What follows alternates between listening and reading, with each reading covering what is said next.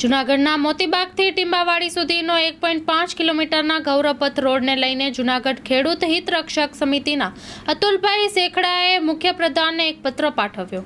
જૂનાગઢમાં મનપા દ્વારા ₹22 કરોડના ખર્ચે મોતીબાગથી ટીંબાવાડી સુધીનો 1.5 કિલોમીટરના રસ્તાને ગૌરવપથ રોડ બનાવવાની કામગીરી ટૂંક સમયમાં આરંભાશે। ત્યારે આ રસ્તાને ગૌરવપથ બનાવવા માટે ખેતીવાડી યુનિવર્સિટીની જમીન લેવા માટેની કાર્યવાહી પણ થઈ રહી છે। ત્યારે હાલ આ રોડને પહોળો કરવાની કોઈ જરૂરિયાત નથી। ત્યારે ગૌરવપથ રોડ બનાવવાની હોડમાં યુનિવર્સિટીના રોડ પરના અનેક વર્ષો જૂના વૃક્ષોનું પણ નિકંદન નીકળી જશે। ત્યારે હાલ આ રોડને પહોળો કરવાની કોઈ જરૂરિયાત નથી તેવી હકીકતના વર્ણન સાથે જૂનાગઢના જાગૃત નાગરિક તથા ખેડૂત હિત રક્ષક સમિતિના અગ્રણી એવા અતુલભાઈ શેખડાએ રાજ્યના મુખ્યમંત્રી ભૂપેન્દ્રભાઈ પટેલને એક વિસ્તૃત પત્ર લખી ગૌરવપથ રસ્તા બાબતની સઘળી હકીકતનું વર્ણન કર્યું છે અને તેમાં તેઓએ એવી પણ દહેશત વ્યક્ત કરેલ છે કે ગૌરવપથના નામે ખેતીવાડી યુનિવર્સિટી પાસેથી જગ્યા મેળવી ત્યાં કમર્શિયલ કોમ્પ્લેક્સ બનાવાય તેવી પણ પેરવી કરાય તેવી પણ દહેશત તેઓએ પત્રના અંતમાં વ્યક્ત કરી છે અને ભવિષ્યમાં આવી જગ્યાએ કમાણી થાય તે રીતનું કાર્ય કરાય તેવી પણ શક્યતા છે